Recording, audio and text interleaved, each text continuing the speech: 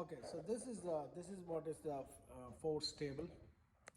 So if you see, this is the angle. So they have four different zones. Zero here, then you have 90, then you have 180. You see, this is the other one is on 180. Then you have 270, and you go back to 360. So that's the whole circle. So it's divided into four parts.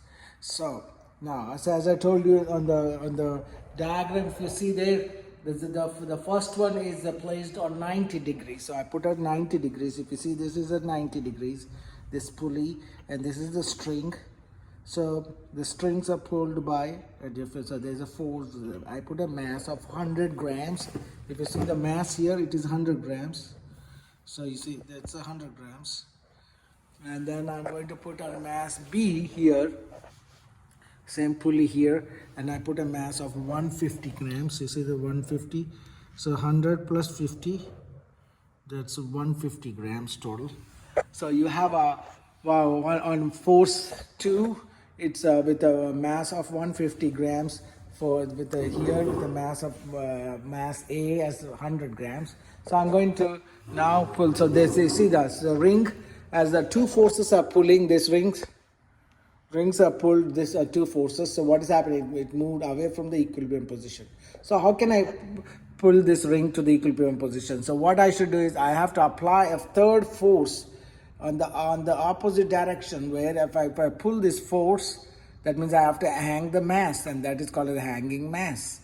And when I pull this force, this ring comes to the center position, and that position is called as equilibrium position. And this force which is bringing this ring to the equilibrium position is called as equilibrium force, which is nothing but which is equal to the resultant force we just calculated using the Pythagorean theorem by adding the two vectors. And let's see how.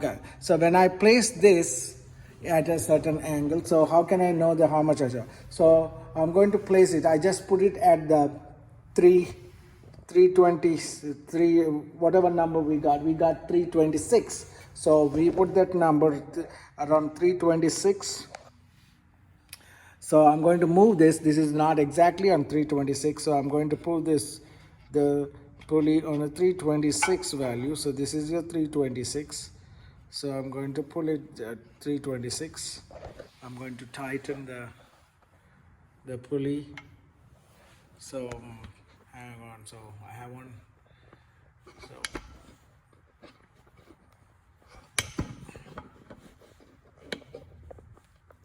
okay, so I put it at 326 now, and you can see now I have a mass of 100 grams already. I'm going to keep adding. So my resultant mass was 180 grams. So if it is 100 grams, this ring is still in the pushed towards the other side. So if I increase the masses, if I keep increasing the mass, what is going to happen? The ring gonna get pulled. So I'm adding 50 grams to this. So it did not budge. The ring did not come to it didn't even move. So I'm going to add more. So that's 150. So now I'm adding 160. Then I am adding 170. Then I'm going to add 180. So when I add to the 180, see what's happening? The ring, this one, the equilibrium ring has moved to this side. So you see this, the ring has moved to the center. So that means this is the amount of force. How much was total mass I added? 180 grams. So when 180 times 9.8, that is equal to the pulling force for that hanging mass. And that's the force which is called equilibrium force, which is we got exactly like same number as using the Pythagorean theorem. You got the mass of 180 grams and the angle at 326. So you can prove the Pythagorean theorem by using the force table. This is the instrument called force table. So my Pythagorean theorem value I got from the Pythagorean theorem and from the experimental is almost same. pretty much closer. See, if I reduce the force, if I remove the force, it goes back to the position which is not in equilibrium position. But if I apply force, it comes back to the mass of, with the mass of 180 grams, it can come back to the non-equilibrium position. And this is what is that experiment about. And so what I'm going to I need to see in your lab book is I'm going to upload the labs, and this force table you can use from your lab book, experiment 9. And what I'm going to see is, I want to see these empty boxes. You need to fill those empty boxes. This one you get by Pythagorean theorem. You do this Pythagorean theorem, you will get the answer here.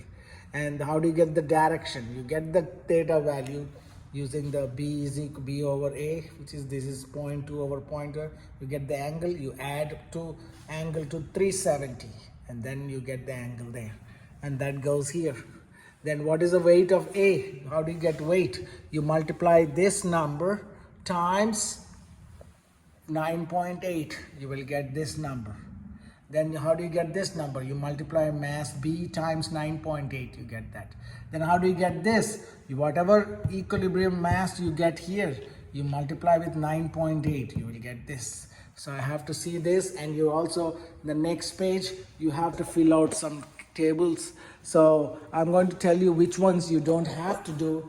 Is the next page. If you go here, if you go to the next page here, in the lab book, you don't have to do the first part, the measured values. You complete this table. You have to do the first table. This part you have to do, but you omit the graphical part. You don't have to do these two trials, but you have to put those values here: trial 1, trial 2 with experiment, and with equilibrium numbers with degrees, and all numbers will be same, because that's what we are trying to prove, that Pythagorean theorem and experimental values can be correlated with each other. So, but you have to figure out you have to put this number. So this is a typo. This should be measured resultant in